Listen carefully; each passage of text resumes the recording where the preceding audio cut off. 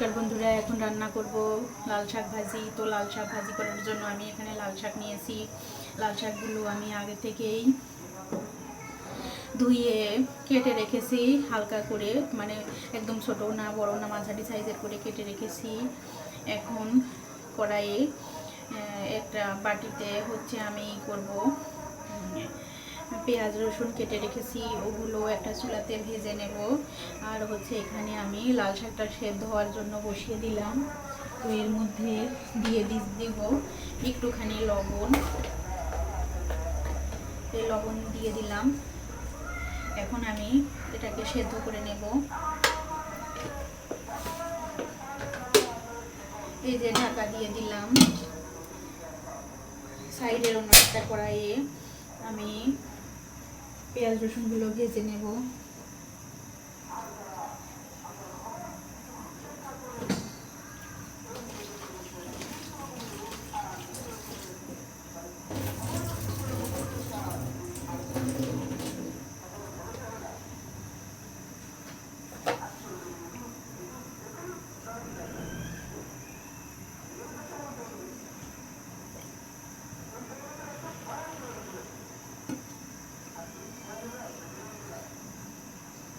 তো বন্ধুরা, লাল শাক ভাজি করার জন্য আমি এখানে নিয়েছি কিছু কালো জিরেগুলো আমি ফোড়নে দিব।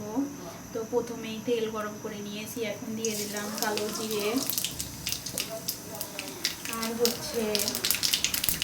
দিয়ে দেবো পেঁয়াজ রসুন আর কাঁচামরিচ কুচি, এগুলো ভাজবো।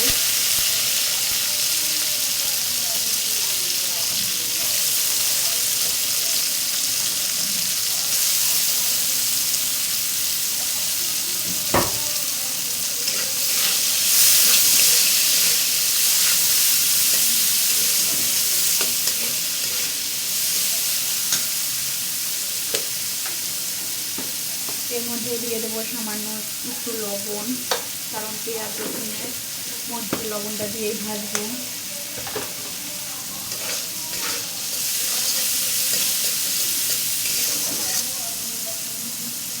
এদিকে শাকটা নেড়ে দিচ্ছি।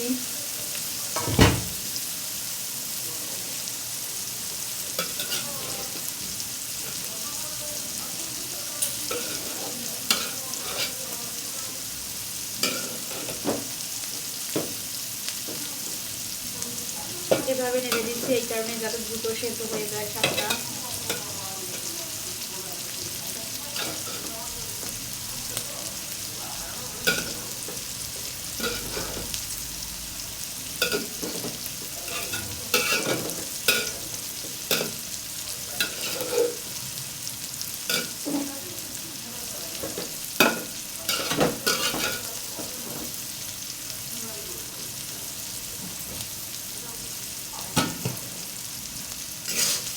লবণ দিয়ে শাক সেদ্ধ করলে লবণ দেওয়ার কারণে শাকের মধ্যে থেকে সম্পূর্ণ জল বেরিয়ে আসে।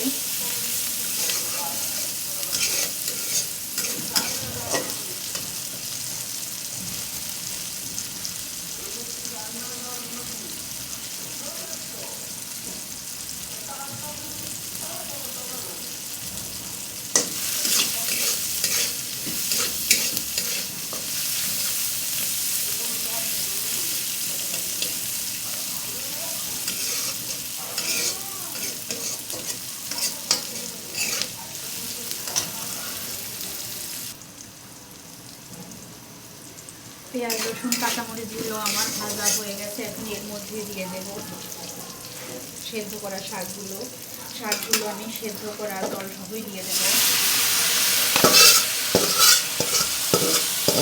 কারণ শাকের জল তুলে দিলে শাকের সমস্ত কুচি তুলে যাবে। এই জন্য আমি জল সবই দিয়ে দিলাম। এখন সুন্দর করে নেড়ে এগুলো ভেজে নেব।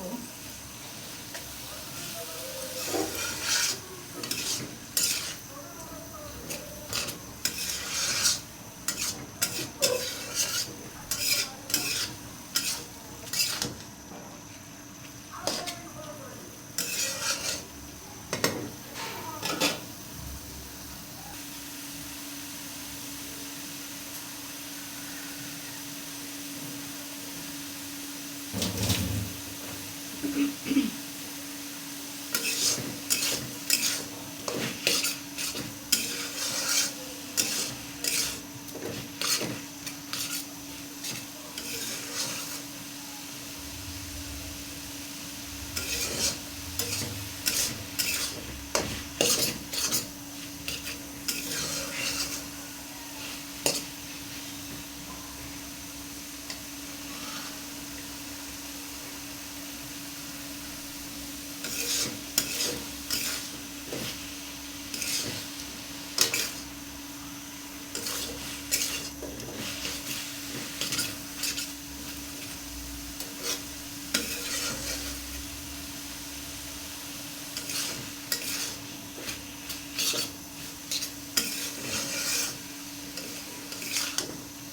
বন্ধুরা, রেডি হয়ে গেছে আমার লাল শাক ভাজি। এই দেখো খুব সুন্দর হয়েছে।